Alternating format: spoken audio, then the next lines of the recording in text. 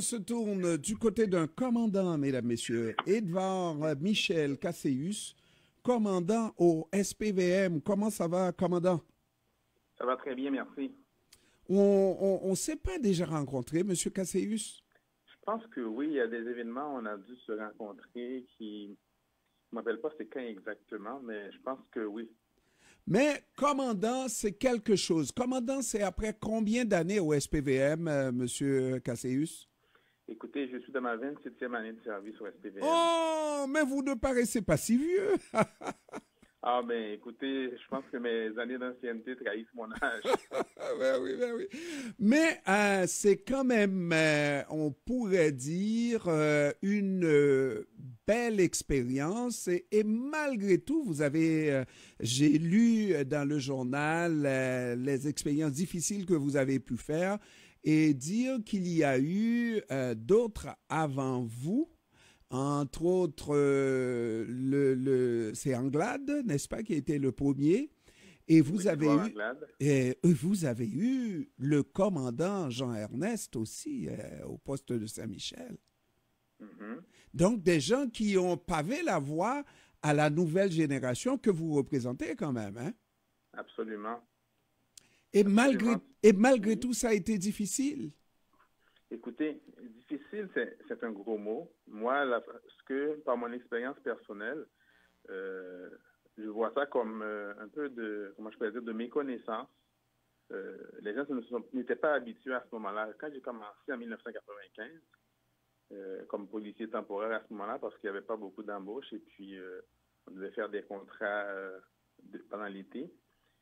Moi, j'étais le premier policier noir à travailler à Pointe-aux-Trembles. C'était à ce moment-là le poste 55, donc à Pointe-aux-Trembles. Donc, comme j'expliquais à certains amis des fois, lorsque je patrouillais, je conduisais le véhicule de police, lorsqu'on arrêtait au feu de circulation, les gens retournaient la tête deux fois parce qu'ils étaient surpris de voir un noir au volant policier conduire le véhicule. Mm-hmm. Puis, donc, je prends ça comme des anecdotes parce que les gens n'étaient pas encore habitués. Mais je suis convaincu que maintenant, en 2023, les gens ne font plus le saut lorsqu'ils voient un noir au volant d'un véhicule de police. Mm. Mais parce que 1995, c'est quand même pas si lointain que ça. Et à ce moment-là, les expériences de Anglade, Édouard Anglade, les expériences de Jean Ernest, et il y a déjà eu une première cuvée de noirs dans la police de Montréal. Effectivement, il y a eu une première cuvée, mais on n'était pas beaucoup. On n'était pas beaucoup, puis il y a des endroits où il n'y en a jamais eu des policiers noirs. À l'époque, il y avait, je ne sais pas combien de districts, mais il y en avait beaucoup au niveau du territoire, au niveau des postes. Maintenant, c'est rendu des postes de quartier.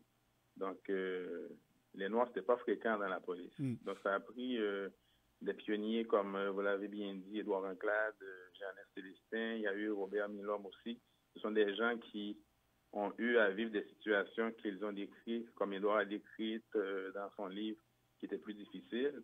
Mais ces gens-là, ce qu'ils ont vécu, le chemin qu'ils ont pavé, c'est vraiment pour nous faciliter la tâche à nous, les autres personnes de la diversité, Mm-hmm. d'origine haïtienne ou autre, à pouvoir faire notre travail comme tout le monde.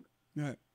Et qu'est-ce qui vous a amené, vous, à la police? Parce que jeune homme, vous avez évolué dans Montréal à ce moment-là, en 1995, oui, le Montréal, surtout dans les cours d'école, c'est pas facile pour les jeunes noirs. Hein. On se fait traiter de toutes sortes de noms.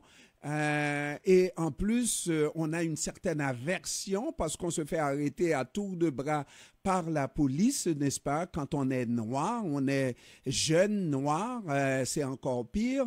Qu'est-ce qui va attirer un jeune noir vers le métier de police? Écoutez, moi, je suis arrivé au Québec en 1988. Donc, je suis arrivé à l'âge de 17 ans. Donc, j'ai eu la chance de fréquenter une très bonne école privée en Haïti. Donc, tout pour vous dire que j'ai eu la chance d'avoir une très bonne éducation. Donc là, je suis arrivé ici avec ma mère et mes frères et sœurs. Mon père était resté en Haïti.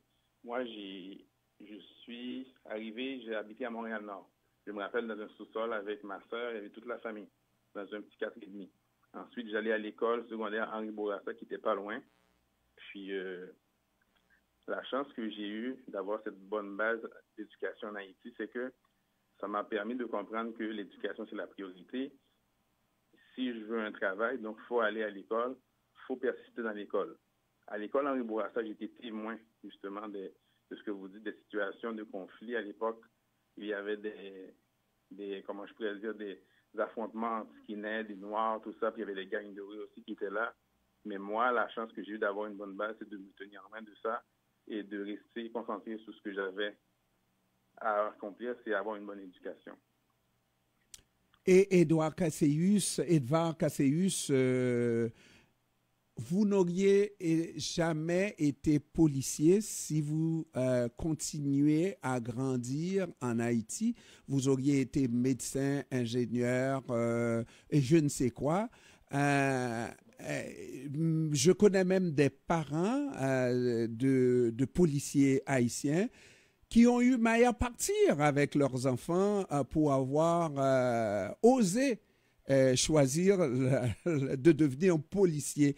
Est-ce que vous avez eu ce type de difficulté-là avec... D'ailleurs, dites-moi, qu'est-ce qui change? Parce que je présume que si vous aviez continué vos études en Haïti, vous auriez été, comme j'ai dit, médecin, ingénieur. En tout cas, c'est la panoplie de professions prestigieuses qui vous aurait attiré, pas être policier. Comment qu'on change? Qu'est-ce qui va nous changer pour choisir le métier de policier arrivé au Québec? Absolument, vous avez tout à fait raison parce que à peu près tous les gens de ma famille, c'est des gens qui ont eu des professions un peu libérales. Par exemple, ma soeur, elle est pharmacienne. J'ai une autre soeur qui est enseignante. J'ai un autre frère qui a eu une formation en comptabilité au HEC.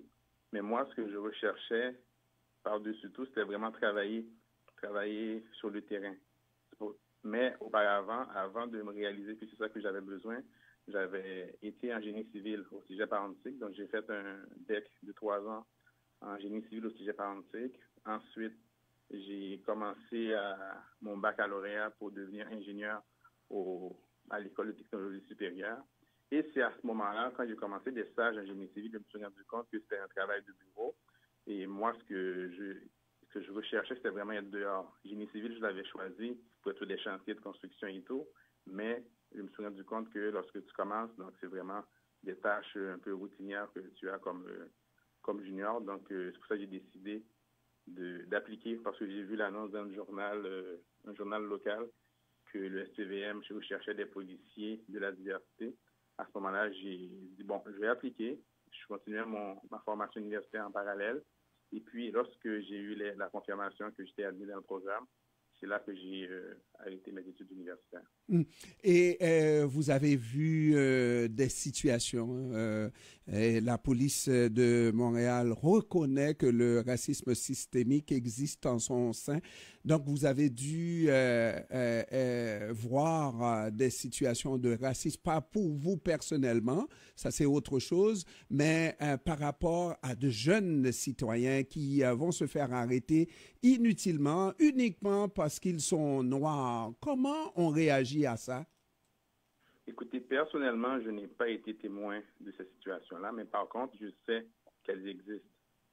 Puis, je pense que la manière de contrer ces situations-là, c'est vraiment de s'assurer qu'il y a une bonne représentativité des diverses communautés au sein de la police.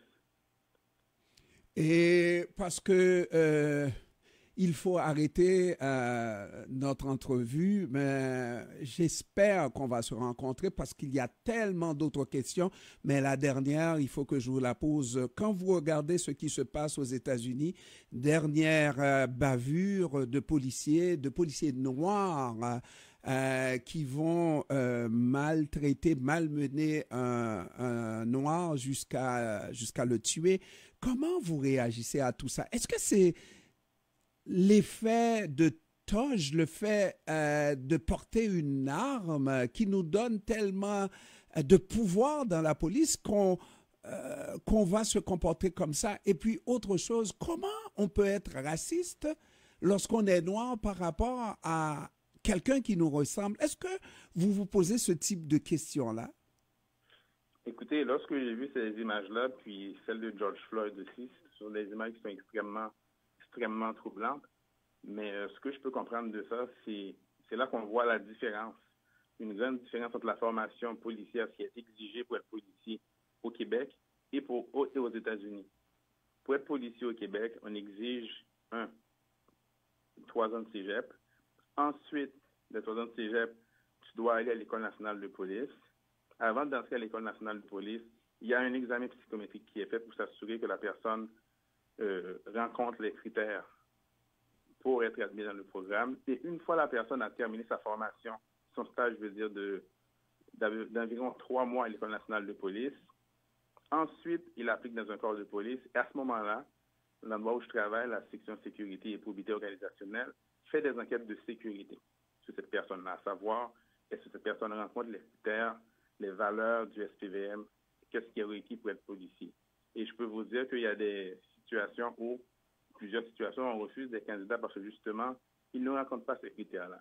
Donc, c'est très rigoureux au niveau du SPVM. C'est pour ça que je vous dis, une bavure, on n'est pas à l'abri d'une bavure, mais ça m'étonnerait qu'on ait des bavures de ce sens-là à partir de la qualité qu'on exige de nos candidats. Et je pense pas que c'est la même formation qu'ils ont aux États-Unis.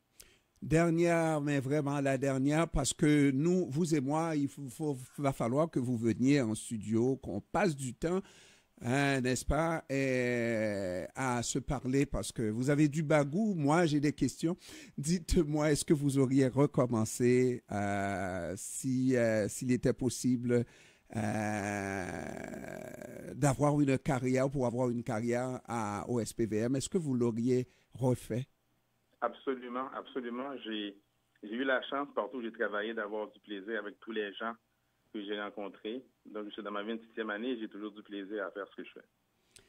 Edouard Michel Casséus, commandant au SPVM, merci d'avoir pris du temps de nous parler et on va se donner rendez-vous, monsieur le commandant. Et ça va me faire plaisir. Merci, au revoir. Au revoir. Mesdames, Messieurs, on va